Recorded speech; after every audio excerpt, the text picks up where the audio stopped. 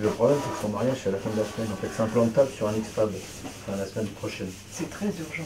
C'est très urgent. Michel Catalano est aujourd'hui redevenu un chef d'entreprise, presque comme les autres. Ah, c'est ce qu'on avait dit, hein.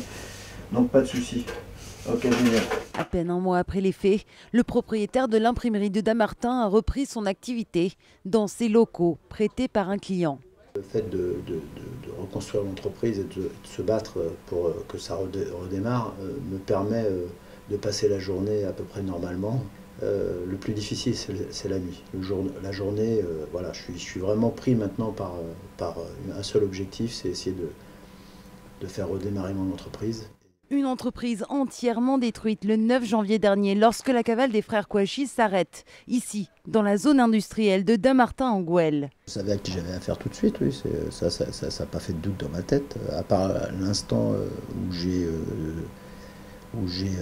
un peu un sentiment d'étonnement et je me dis c'est pas possible, et ça a duré le temps que Stéphane, mon chef d'atelier, puisse discuter avec eux. Et tout de suite, j'ai pris conscience avec qui j'avais affaire. Oui, ça, je savais qui c'était, c'est sûr.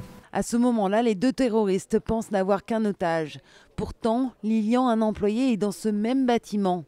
Michel Catalano le sait. Pour le mettre en sécurité, il lui demande de se cacher sous l'évier. Et quand j'ai dit à Lilian de se cacher et que je suis allé vers eux, ça, c'était un moment décisif parce que pour moi, c'était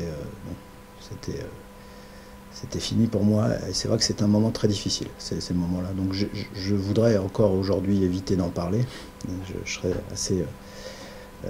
c'est parce que c'est encore des moments qui sont compliqués à vivre, parce que ça, je le revois tous les soirs. Le chef d'entreprise est aujourd'hui suivi par des psychologues, mais pour panser les plaies, la route sera longue, dit-il. Il y aura un avant, un après. Enfin, je veux dire, cette journée restera, quoi qu'il en soit, un mauvais souvenir, parce que ça reste quand même une épreuve, un traumatisme, en tout cas en ce qui me concerne, et ce qui concerne aussi tout le monde de l'entreprise, un traumatisme, malgré le fait que ce soit bien terminé, et c'est ce qui est le plus important. Aujourd'hui, Michel Catalano veut surtout remercier l'élan de solidarité qui l'aide à repartir. Soutien de toute la France, soutien de la Fédération française de hockey sur gazon et en salle, qui me permet de pouvoir avancer, de mettre un pied devant l'autre, d'aller de l'avant. Tous ces gens qui m'envoient des courriers formidables, ça c'est la France qu'on met peut-être pas souvent en avant et qui est vraiment important. Dans cette France, la mairie et l'association des commerçants de Dammartin qui a créé cette cagnotte en ligne. L'objectif des 100 000 € est presque déjà atteint. François Hollande lui a promis que l'État ferait tout pour l'aider, une aide que le chef d'entreprise espère recevoir dans les temps pour sauver son imprimerie.